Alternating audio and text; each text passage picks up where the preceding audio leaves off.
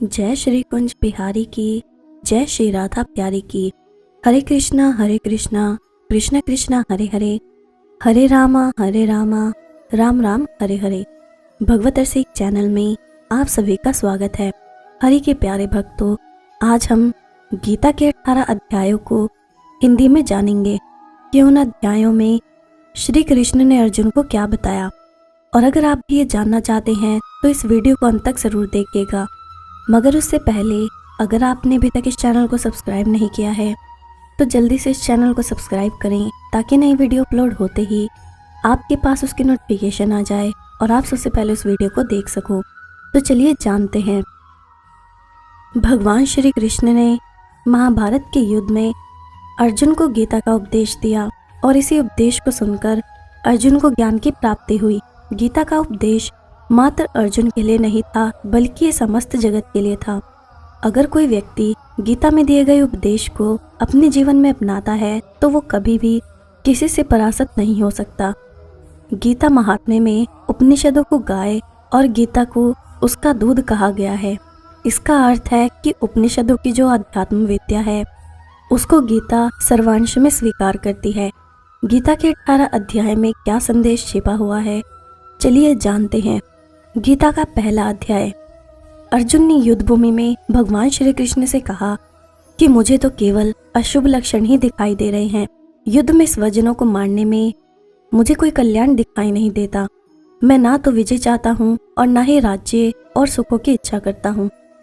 हमें ऐसे राज्य, सुख और इस जीवन से भी क्या लाभ है जिनके साथ हमें राज्य के सुखों को भोगने की इच्छा है, जब वही अपने जीवन के सभी सुखों को त्याग करके इस युद्ध भूमि में खड़े हैं। मैं इन सभी को मारना नहीं चाहता हूँ, भले ही ये सभी मुझे ही मार डालें, लेकिन अपने ही कुटुंबियों को मारकर हम कैसे सुखी हो सकते हैं। हम लोग बुद्धिमान होकर भी महान पाप करने को तैयार हो गए हैं, जो राज्य और सुख के लोभ से अपने प्रियजनों को मारने के लिए आतुर हो गए हैं। इस प्रकार शोक संतप्त होकर अर्जुन युद्ध भूमि में धनुष को त्याग कर रथ पर बैठ गए। तब भगवान श्री कृष्ण ने अपने कर्तव्य को भूल बैठे अर्जुन को उनके कर्तव्य और कर्म के बारे में बताया। भगवान श्री कृष्ण ने अर्जुन को जीवन के सच से परिचित कराया। श्री कृष्ण ने अर्जुन की स्थिति को भांप लिया। भगवान कृष्ण समझ गए कि अर्जुन का शरीर ठीक है, लेकिन युद्ध आरंभ होने से पहले ही उसका मनोबल टूट चुका है। बिना मन के शरीर खड़ा नहीं रह सकता। इसलिए भगवान कृष्ण ने एक गुरु का कर्तव्य निभाते हुए तर्क, बुद्धि, ज्ञान, कर्म की चर्चा, विश्व की स्वभाव, उसमें जीवन की स्थिति और उस सर्वोपरि परम सत्तावान ब्रह्मा के साक्षात दर्शन से अर्जुन के मन का उद्धार किया। दूसरा अध्याय। दूसरे अध्याय में भगवान श्री कृष्ण ने बताया कि जीना और मरना, जन्म लेना और बढ़ना, विषयों का आना और जाना, सुख और दुख का अनुभव, ये तो संसार में होते ही हैं। काल की चक्र गति इन सब स्थितियों को लाती है और ले जाती है। जीवन के स्वभाव को जान लेने पर फिर शोक नहीं होता। काम, क्रोध, भय, राग, द्वेष से मन का सौम्य भाव बिगड़ जाता है और इंद्रियां वश में नहीं रहती। इंद्रिय जय ही सबसे बड़ी आत्म जय है। बाहर से कोई विषयों को छोड़ भी दे तो भी भीतर का मन नहीं मानता। विषयों का स्वाद जब मन से जाता है तभी मन प्रफुल्लित, शांत और सुखी होता है। समुद्र में नदियां आकर मिलती हैं पर वो अपनी मर्यादा नहीं छोड़ता। ऐसे ही संसार में रहते हुए, उसके व्यवहारों को स्वीकारते हुए अनेक कामनाओं का प्रवेश मन में होता रहता है, किंतु उनसे जिनका मन अपनी मर्यादा नहीं खोता उसे ही शांति मिलती है। इसे प्राचीन अध्यात्म परिभाषा में गीता में ब्राह्मी स्थिति कहा है। तीसरा अध्याय। तीसरे अध्याय में भगवान श्री कृष्ण ने बताया कि कोई व्यक्ति कर्म नहीं छोड़ सकता। कृष्ण ने अपना दृष्टांत देकर कहा कि मैं नारायण का रूप हूँ, मेरे लिए कुछ कर्म शेष नहीं है, फिर भी मैं तंद्रा रहित होकर कर्म करता हूँ और अन्य लोग मेरे मार्ग पर चलते हैं। अंतर इतना ही है कि जो मूर्ख है वे लिप्त होकर कर्म करते हैं, पर ज्ञानी असंग भाव से कर्म करता है। गीता में यही एक साभिप्राय शब्द बुद्धिभेद है। जो साधारण समझ के लोग कर्म में लगे हैं उन्हें उस मार्ग से उखाड़ना उचित नहीं, क्योंकि वो ज्ञानवादी बन नहीं सकते और यदि उनका कर्म भी छूट गया तो वो दोनों ओर से भटक जाएंगे। प्रकृति व्यक्ति को कर्म करने के लिए बाध्य करती है। जो व्यक्ति कर्म से बचना चाहता है वो ऊपर से तो कर्म छोड़ देता है पर मन ही मन में उसमें डूबा रहता है। चौथा अध्याय। चौथे अध्याय में बताया गया है कि ज्ञान प्राप्त करके कर्म करते हुए भी कर्म संन्यास का फल किस उपाय से प्राप्त किया जा सकता है। ये गीता का वो प्रसिद्ध आश्वासन है कि जब जब धर्म की ग्लानि होती है तब तब मनुष्यों के बीच भगवान का अवतार होता है। भगवान की शक्ति विशेष रूप से मूर्त होती है। यहीं पर एक वाक्य विशेष ध्यान देने योग्य है। शिम्प्र ही मानुषे लोके सिद्धि भरवती कर्मजा। कर्म से सिद्धि, इससे बड़ा प्रभावशाली सूत्र गीता दर्शन में नहीं है, पर गीता तत्व इस सूत्र में इतना सुधार और करता है कि वो कर्म असंग भाव से अर्थात फला शक्ति से बचकर करे। 5वां अध्याय। 5वें अध्याय में भगवान श्री कृष्ण ने कहा है कि कर्म के साथ जो मन का संबंध है उसके संस्कार पर या उसे विशुद्ध करने पर विशेष ध्यान दिलाया गया है। किसी एक मार्ग पर ठीक प्रकार से चली तो समान फल प्राप्त होता है। जीवन के जितने कर्म हैं सबको समर्पण कर देने से व्यक्ति एकदम शांति के ध्रुव बिंदु पर पहुंच जाता है। किसी एक मार्ग पर ठीक प्रकार से चलें तो समान फल प्राप्त होता है। जीवन के जितने कर्म हैं सबको समर्पण कर देने से व्यक्ति एकदम शांति के ध्रुव बिंदु पर पहुंच जाता है और जल में खिले कमल के समान कर्म रूपी जल से लिप्त नहीं होता। 6वां अध्याय। भगवान श्री कृष्ण ने 6ठे अध्याय में कहा है कि जितने विषय हैं उन सबसे इंद्रियों का संयम ही कर्म और ज्ञान का निचोड़ है। सुख में और दुख में मन की समान स्थिति, इसे ही योग कहा जाता है। जब मनुष्य सभी सांसारिक इच्छाओं का त्याग करके बिना फल की इच्छा के कोई कार्य करता है तो उस समय वो मनुष्य योग में स्थित कहलाता है। जो मनुष्य मन को वश में कर लेता है उसका मन ही उसका सबसे अच्छा मित्र बन जाता है। लेकिन जो मनुष्य मन को वश में नहीं कर पाता है उसके लिए वो मन ही उसका सबसे बड़ा शत्रु बन जाता है। जिसने अपने मन को वश में कर लिया उसको परमात्मा की प्राप्ति होती है, और जिस मनुष्य को ज्ञान की प्राप्ति हो जाती है उसके लिए सुख दुख, सर्दी गर्मी और मान अपमान सब एक समान हो जाते हैं। ऐसा मनुष्य स्थिर चित्त और इंद्रियों को वश में करके ज्ञान द्वारा परमात्मा को प्राप्त करके हमेशा संतुष्ट रहता है। 7वां अध्याय। 7वें अध्याय में श्री कृष्ण कहते हैं कि सृष्टि के नाना तत्व का ज्ञान विज्ञान है और नाना तत्व से एक तत्व की ओर प्रगति ज्ञान है। ये दोनों दृष्टियां मानव के लिए उचित हैं। इस अध्याय में भगवान के अनेक रूपों का उल्लेख किया गया है जिनका और विस्तार विभूति योग नामक 10वें अध्याय में आता है।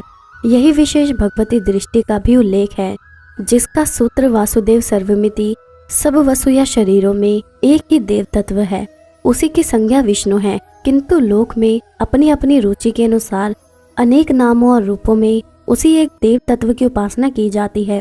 वो सब ठीक है, पर अच्छा यही है कि बुद्धिमान मनुष्य उस ब्रह्म तत्व को पहचाने जो अध्यात्म विद्या का सर्वोच्च शिखर है। 8वां अध्याय। 8वें अध्याय में श्री कृष्ण ने बताया कि जीव और शरीर की संयुक्त रचना का ही नाम अध्यात्म है। देह के भीतर जीव, ईश्वर तथा भूत, ये तीनों शक्तियां मिलकर जिस प्रकार कार्य करती हैं उसे अध्यक्ष कहते हैं। उपनिषदों में अक्षर विद्या का विस्तार हुआ और गीता में उस अक्षर विद्या का सार कह दिया गया। अक्षर ब्रह्म परम, इसका अर्थ है पर ब्रह्म की संज्ञा अक्षर है। मनुष्य और जीव और शरीर की संयुक्त रचना का ही नाम अध्यात्म है। जीव संयुक्त भौतिक देह की संज्ञा शर है और केवल शक्ति तत्व की संज्ञा आदि देवक है। 9वां अध्याय। 9वें अध्याय में भगवान श्री कृष्ण ने कहा है कि वेद का समस्त कर्मकांड, यज्ञ, अमृत, मृत्यु, संत असंत और जितने भी देवी देवता हैं सबका प्रियवसान ब्रह्म है। इस क्षेत्र में ब्रह्म तत्व का निरूपण ही प्रधान है। उसी से व्यक्ति जगत का बारंबार निर्माण होता है। लोक में जो अनेक प्रकार की देव पूजा प्रचलित है वो भी अपने अपने स्थान में ठीक है। समन्वय की ये दृष्टि भागवत आचार्यों को मान्य थी। वस्तुतः ये उनकी बड़ी शक्ति थी। 10वां अध्याय। 10वें अध्याय का सार ये है कि लोक में जितने देवता हैं सब एक ही भगवान की विभूतियां हैं। मनुष्य का समस्त गुण और अवगुण भगवान की शक्ति के ही रूप हैं। बुद्धि से इन देवताओं की व्याख्या चाहे ना हो सके किंतु लोक में तो वो है ही। कोई पीपल को पूज रहा है, कोई पहाड़ को, कोई नदी को या समुद्र को, कोई उनमें रहने वाले मछली कछुओं को। ये कितने देवता हैं, इनका कोई अंत नहीं है। विश्व के इतिहास में देवताओं की ये भरमार सर्वत्र पाई जाती है। भागवतों ने इनकी सत्ता को स्वीकारते हुए सबको विष्णु का रूप मानकर समन्वय की एक नई दृष्टि प्रदान की है। इसी का नाम विभूति योग है, जो सत्व जीव बलयुक्त अथवा चमत्कार युक्त है, वो सब भगवान का रूप है। इतना मान लेने से चित्त निर्विरोध स्थिति में पहुंच जाता है। 11वां अध्याय। 11वें अध्याय में अर्जुन ने भगवान का विश्व रूप देखा। विराट रूप का अर्थ है मानवीय धरातल और परिधि के ऊपर जो अनंत विश्व का प्राणवंत रचना विधान है, उसका साक्षात्कार दर्शन। विष्णु का जो चतुर्भुज रूप है वो मानवीय धरातल पर सौम्य रूप है। जब अर्जुन ने भगवान का विराट रूप देखा तो उसके मस्तक का विस्फोटन होने लगा। घबराहट के वाक्य उनके मुंह से निकले और उसने प्रार्थना की कि मानव के लिए जो स्वाभाविक स्थिति ईश्वर ने रखी है वही पर्याप्त है। 12वां अध्याय। 12वें अध्याय में श्री कृष्ण ने बताया कि जो भगवान के ध्यान में लग जाते हैं वो भगवान निष्ठ होते हैं, अर्थात भगवती में भक्ति पैदा होती है। 9 प्रकार की साधना भक्ति है और इनके आगे प्रेम लक्षण भक्ति साध्य भक्ति है, जो कर्मयोग और ज्ञान योग सबकी साध्य है। भगवान श्री कृष्ण ने कहा, जो मनुष्य अपने मन को स्थिर करके निरंतर मेरे सगुण रूप की पूजा में लगा रहता है वो मेरे द्वारा योगियों में अधिक पूर्ण सिद्धि योगी माने जाते हैं। वही जो मनुष्य परमात्मा के सर्वव्यापी, अकल्पनीय, निराकार, अविनाशी, अचल स्थित स्वरूप की उपासना करता है और अपने सभी इंद्रियों को वश में करके सभी परिस्थितियों में समान भाव से रहते हुए सभी प्राणियों के हित में लगा रहता है, वो भी मुझे प्राप्त करता है। भगवान श्री कृष्ण ने अर्जुन से कहा कि तू अपने मन को मुझ में ही स्थिर कर और मुझ में ही अपनी बुद्धि को लगा। इस प्रकार तो निश्चित रूप में मुझ में ही सदैव निवास करेगा। यदि तू ऐसा नहीं कर सकता है तो भक्ति योग के अभ्यास द्वारा मुझे प्राप्त करने की इच्छा उत्पन्न कर। अगर तू ये भी नहीं कर सकता तो केवल मेरे लिए कर्म करने का प्रयत्न कर। इस प्रकार तो मेरे लिए कर्मों को करता हुआ मेरी प्राप्ति रूपी परम सिद्धि को प्राप्त करेगा। 13वां अध्याय। 13वें अध्याय में एक सीधा विषय क्षेत्र और क्षेत्रज्ञ का विचार है। ये शरीर क्षेत्र है, उसका जानने वाला जीवात्मा क्षेत्रज्ञ है। गुणों की साम्यावस्था का नाम प्रधान या प्रकृति है। गुणों के वैषम्य से ही विकृत सृष्टि का जन्म होता है।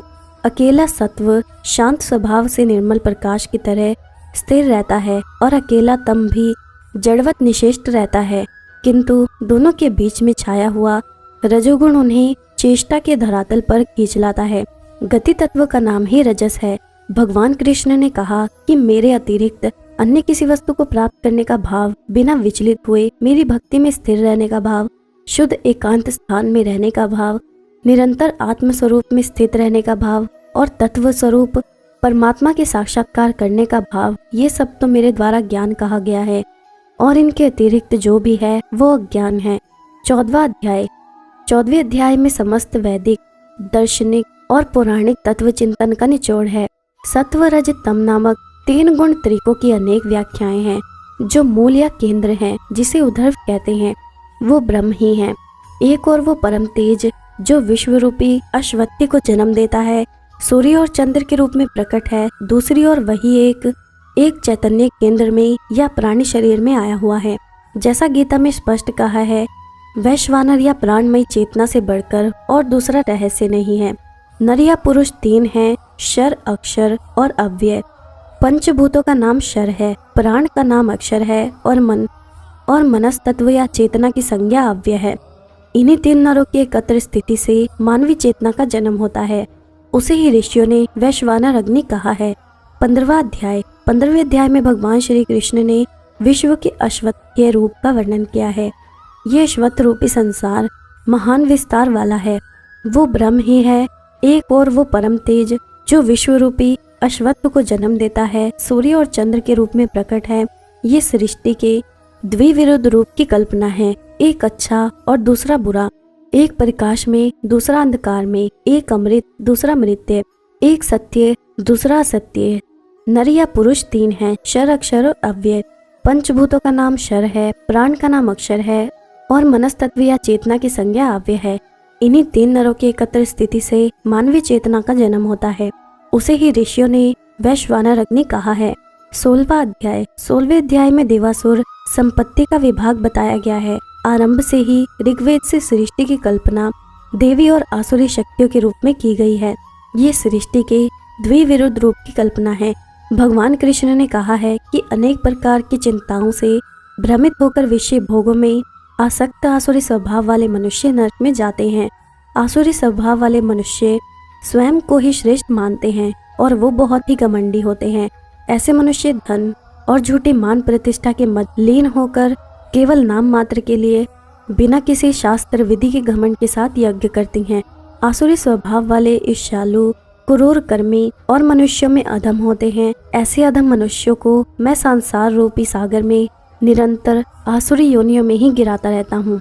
17वां अध्याय। 17वें अध्याय में भगवान श्री कृष्ण ने बताया कि सत्य, रज और तम, जिसमें इन तीनों गुणों का प्रादुर्भाव होता है, उसकी श्रद्धा या जीवन की निष्ठा वैसे ही बन जाती है। इसका संबंध सत्य, रज और तम इन 3 गुणों से ही है, अर्थात जिसमें जिस गुण का प्रादुर्भाव होता है उसकी श्रद्धा या जीवन की निष्ठा वैसे ही बन जाती है। यज्ञ, तप, दान, कर्म, ये सब 3 प्रकार की श्रद्धा से संचालित होते हैं। यहाँ तक कि आहार भी 3 प्रकार का है। उनके भेद और लक्षण गीता ने यहाँ बताए हैं। जिस प्रकार यज्ञ से, तप से और दान से जो स्थिति प्राप्त होती है उसे भी सत्य ही कहा जाता है, और उस परमात्मा की प्रसन्नता के लिए जो भी कर्म किया जाता है वो भी निश्चित रूप से सत्य ही कहा जाता है। बिना श्रद्धा के यज्ञ, दान और तप के रूप में जो कुछ भी संपन्न किया जाता है वो सभी असत्य कहा जाता है। इसलिए वो ना तो इस जन्म में लाभदायक होता है और ना ही अगले जन्म में लाभदायक होता है। 18वां अध्याय। 18वें अध्याय में गीता के समस्त उपदेशों का सार और उपसंहार है। जो बुद्धि धर्म, अधर्म, बंधन, मोक्ष, वृत्ति, निवृत्ति को ठीक से पहचानती है वो सात्विकी बुद्धि है, और वही मानव की अच्छी उपलब्धि है। पृथ्वी के मानवों में और स्वर्ग के देवताओं में कोई भी ऐसा नहीं जो प्रकृति के चलाए हुए इन 3 गुणों से बचा हो। मनुष्य को बहुत देखभाल कर चलना आवश्यक है, जिससे वो अपनी बुद्धि और वृत्ति को बुराई से बचा सके और क्या कार्य है क्या अकार्य है इसको पहचान सके। धर्म और अधर्म को, बंध और मोक्ष को, वृत्ति और निवृत्ति को जो बुद्धि ठीक से पहचानती है वही सात्विकी बुद्धि है, और वही मानव की सच्ची उपलब्धि है। जो मनुष्य श्रद्धा पूर्वक इस गीता शास्त्र का पाठ और श्रवण करते हैं वो सभी पापों से मुक्त होकर श्रेष्ठ लोक को प्राप्त होते हैं। तो ये था गीता के 18 अध्यायों का हिंदी में वर्णन। आशा करती हूँ कि आज की वीडियो आपको अच्छी लगी होगी, और अगर आपको ये वीडियो अच्छी लगी है तो इस वीडियो को लाइक जरूर करिएगा और जितना हो सके उतना शेयर करिएगा, ताकि अन्य भक्तों तक भी ये वीडियो पहुँच सके। और आप मुझे इंस्टाग्राम और फेसबुक पर भी फॉलो कर सकते हैं, जिसका लिंक आपको नीचे डिस्क्रिप्शन में मिल जाएगा। अब मैं आपसे विदा लेती हूँ। जय श्री कुंज बिहारी की, जय श्री राधा प्यारी की। हरे कृष्णा कृष्णा कृष्णा हरे हरे, हरे रामा राम राम हरे हरे।